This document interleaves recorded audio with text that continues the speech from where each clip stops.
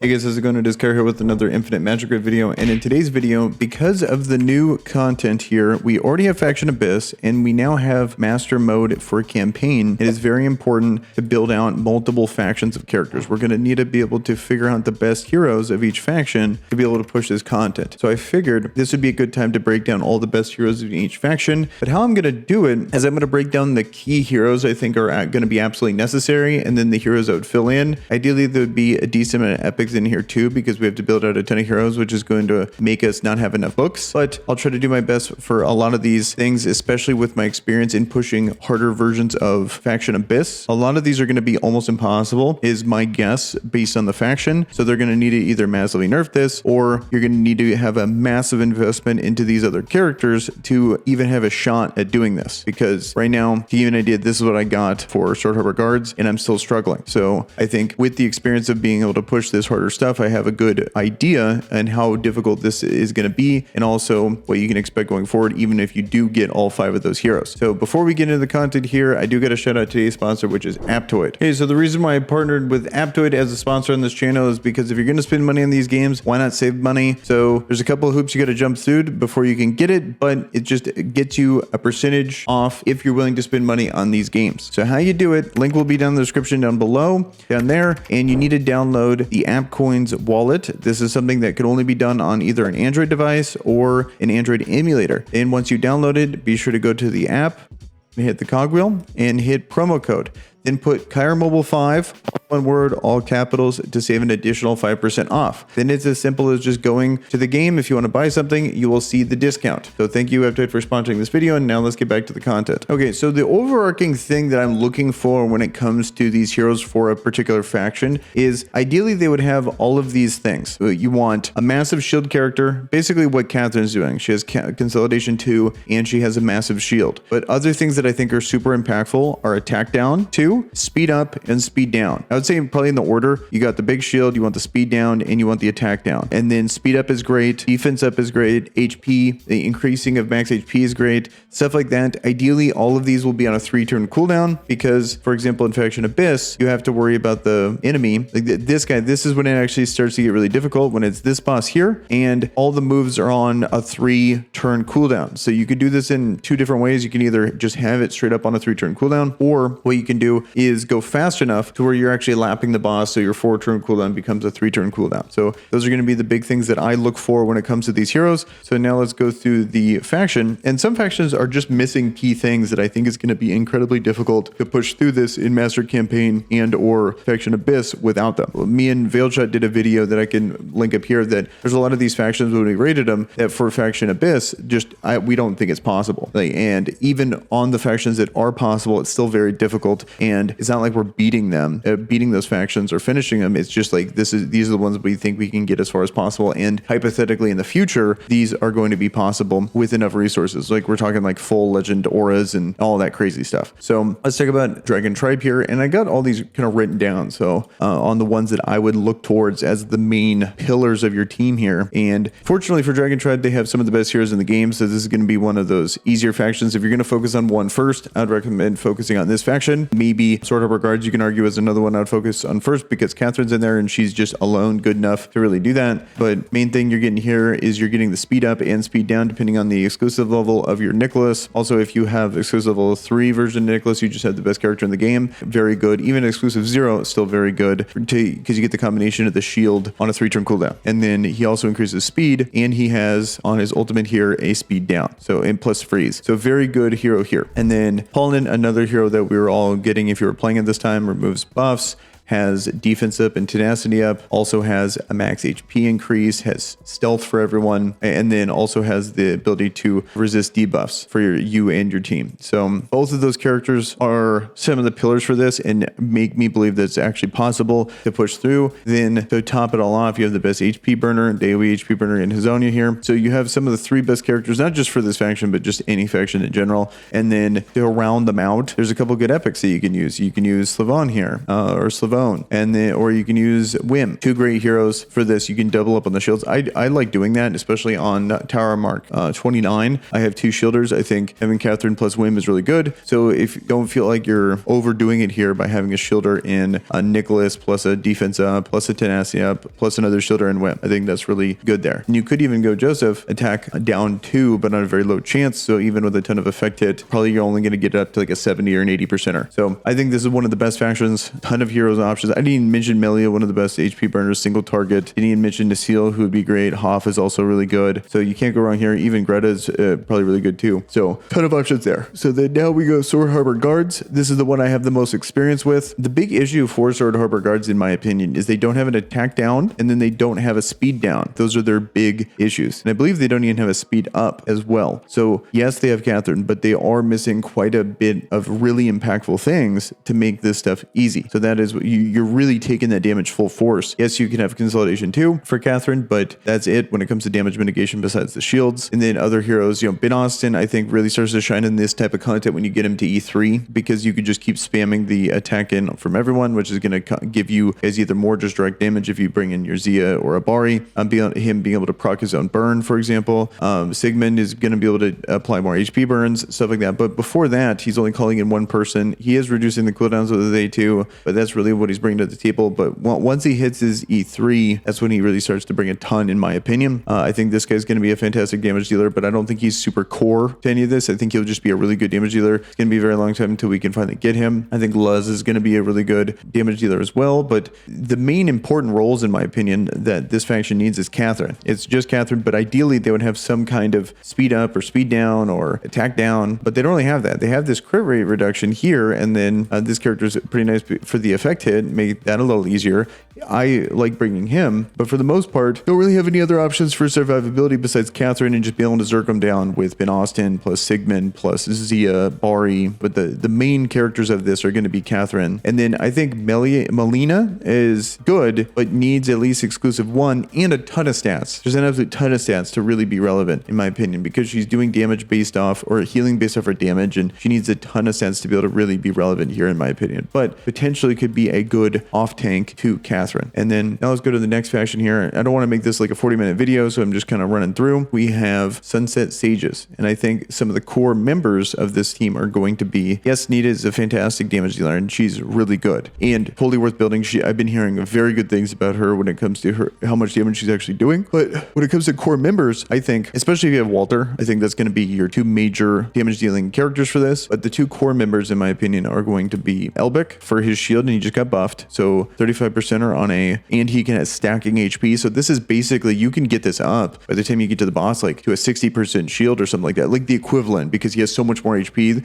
than normal. Then just imagine the shield saying 60% of HP instead of 35%. Is kind of how I like to look at it. And then him in combination with Huana, I think is great. You have speed down, you have speed up, you have this direct damage taken being reduced, all these things. So like there's a lot of stuff going for this faction, in my opinion, especially with the buffs to Elbic, buffs to Nita. Walter's always been good, especially if you get him exclusive 1 with this immune to poison, and then meanwhile reduces the direct damage dealt by any target under poison status by 20%. That is fantastic. So very good there. And you have a couple other good options even in epics. This is a guaranteed character. It takes a long grind, but very good. You can bring in him to kind of cover the minions there. And then you also have Kulthum as well, but nothing too crazy. But just another solid roundabout hero, so you don't have to spend all these legendary books. And the more epic heroes that we can rely on to fill out that roster of 5, especially in Master Campaign, the better. But they also have to be good. You can't waste resources and just build a trash character like, for example, Melter here, and expect to really get anywhere with this faction. So now for Foresters, I would say the characters here, there's not too many core heroes. Like I think Luna is going to cover an absolute ton. You really need Luna for this faction to really go anywhere, in my opinion, unfortunately, because there's better mythics out there. You might want to prioritize her a little later, for example,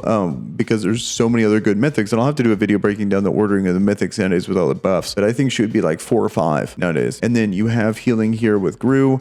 He also has the ally protection, which I think just gets him killed. Whereas ally protection on, for example, Elbic, he does it right, because when he has this, he's immune, he gets immortal. Like that's how these characters should be in a game with this much damage. If you're going to give protection, you got to be immortal or you're just going to die. You're going to take all the damage, and it doesn't matter how tanky you are, you're just going to get completely wrecked. He does have at exclusive 3, he gives the max HP up, but that's about it. He has decent healing. Can heal at a turn with something with his passive here, but overall I don't think he's worth it. You do get speed manipulation with Maeve here, as I would say she's probably pretty core to the team. The epics seem a little lackluster. Yes, there's like poisoners. Maybe we can get something going here with multiple poison heroes. There is some probably potential here with being able to apply, 5 layers of poison, for example. But other than that, also Teru here, when he's exclusive 1, he's giving the shield, and also his passive when he's intertwining, he's giving a shield. But I think that's kind of lackluster in my opinion. The shield percentage is not that high, but you are getting the attack down, the turn meter manipulation, stuff like that with Luna. So I think there is some potential here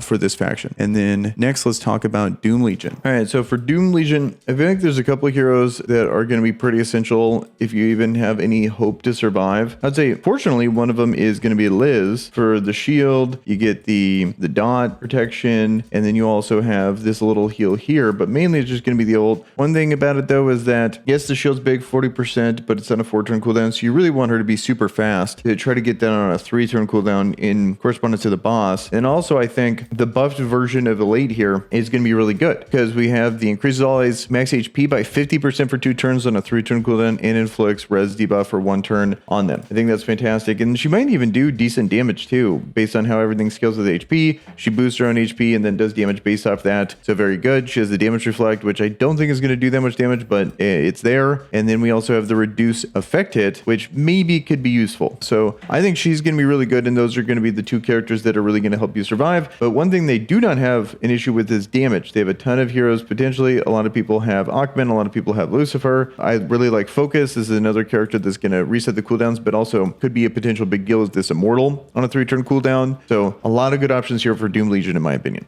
Okay, so next we have Holy Light Parliament. I think this is another faction that's kind of the inverse. They have an issue with damage, but they have a ton of survivability, and they also have a lot of debuffs that are useful too. So we have Nordak. He's not really on my list as one of the first mythics to go. If mythic shard acquisition was faster, then as someone that's like a 4th or 5th option is going to be pretty good. I think the direction of the game is going, I really hope that they increase the speed at which we get our mythic shards so we can unlock these characters faster. Like, I think if they're going to make content that makes us go wide, then they need to make this a faster thing, so then we can unlock these heroes and actually be able to use them. But I think this ultimate is going to go a really long way in making sure that we survive, just because damage immunity is fantastic. It's on a 4-turn cooldown, so we're going to need him fast and give him more turns. But one thing that they do got going for him is if you have Elena here, they have the speed down. So they have this, but you do need to have her exclusive wand. I think this is one of the best heroes, because also she has the increases crit damage, which is, I think, is gonna be super useful. Also the crit damage reduction. So super good hero here. Plus just being able to remove buffs, also very good. They have damage here in Elena. She's more of like an activator. I've seen people with other bleed heroes just make her have like, they just want the passive and be able to keep the bleed stacked. But I think because they're so kind of hurting for damage, that they're gonna have an issue. They're also another class that is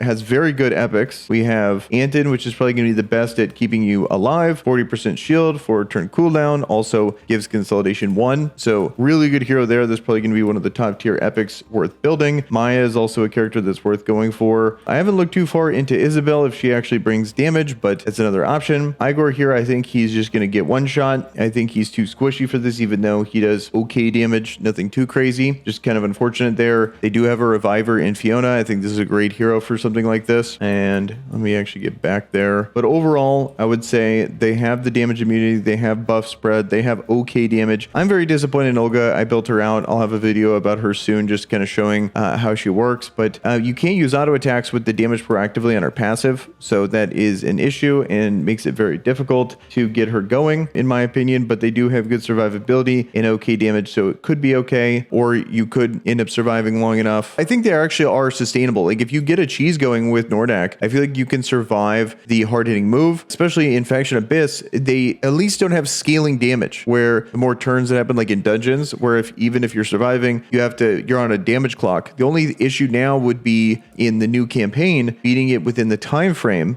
but they did boost it to 150 turns. So there is I think surviving is going to be the main thing, and then the damage is the second part. And I think they would actually be pretty sustainable if you built your team right.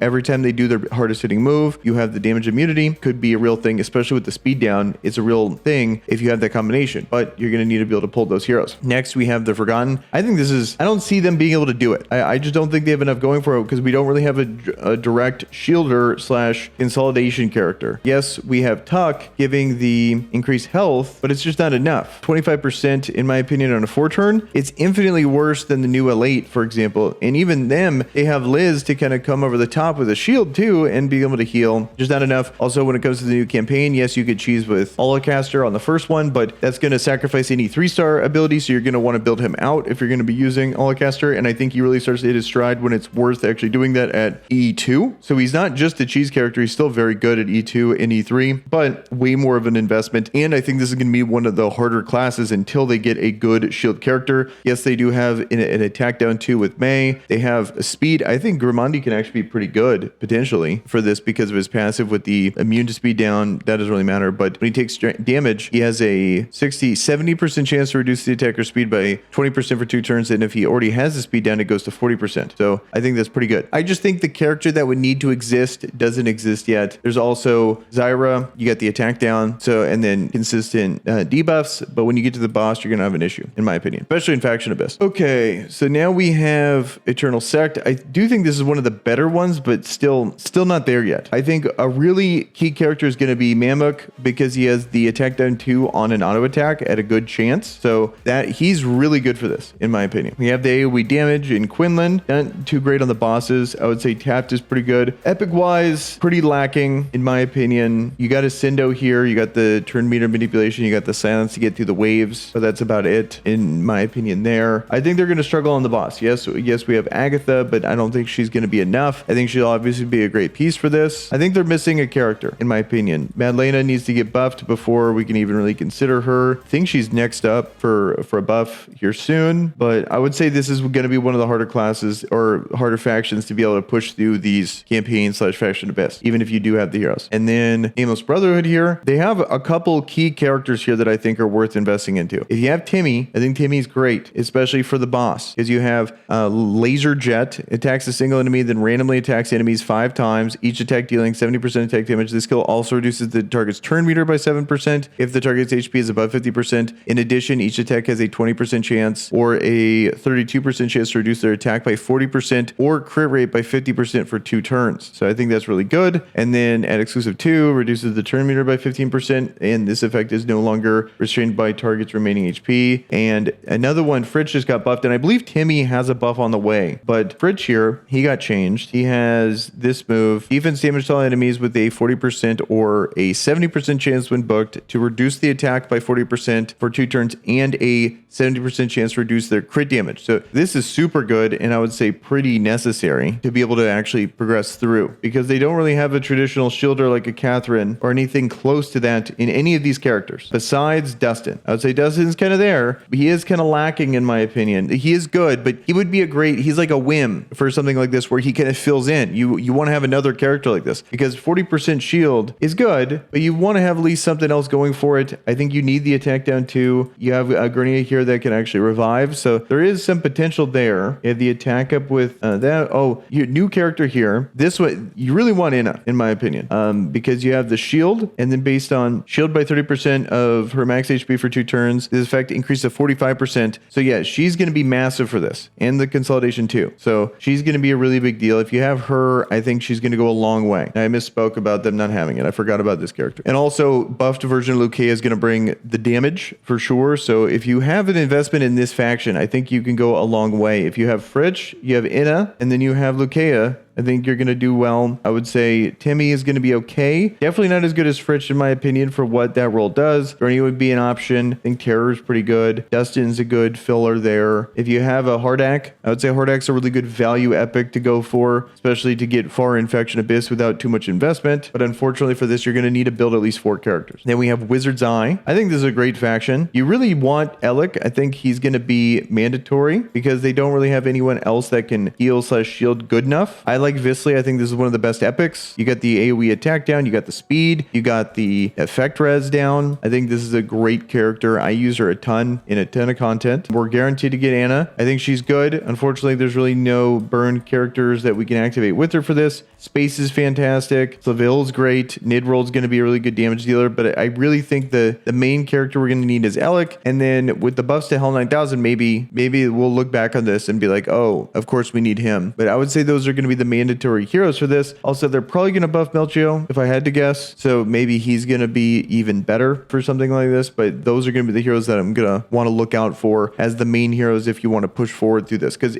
I really feel like you can't do this harder content without an Alec. Because he's going to be bringing the defense up and the tenacity up. And if you have him booked, he gets the shield. But unfortunately, it's exclusive 3. I said booked. I mean, you need an exclusive version of him. And I just don't think that's realistic for something like this to expect an exclusive 3. So you have him giving the defense. You have space being able to heal. And then you would have also the speed down. And then hopefully you lap the boss enough with the attack down from Visley, the defense up, the speed down, the speed up, and then the damage from mid-roll that you can actually make some moves here. And then also you would have Slaville potentially giving the attack up. I think that would actually be a pretty good team. So I believe that's everyone. This team for Hidden Wave, here's all the heroes. Yes, there's more heroes coming, but at the time of recording, you only got these. This is all you can do. So yeah, definitely pick these 3. There you go. There's really not much to it when it comes to that. But that is my thoughts on this. Mainly just, I didn't want the video to go on crazy long. I just wanted to talk about the heroes that I think are mandatory if you want to actually push through this content. So let me know in the comments below if there's any heroes you think I missed or if there's anything you want to add to what I've already said. It'd be fantastic. And with that, guys, I'm out of here. Peace.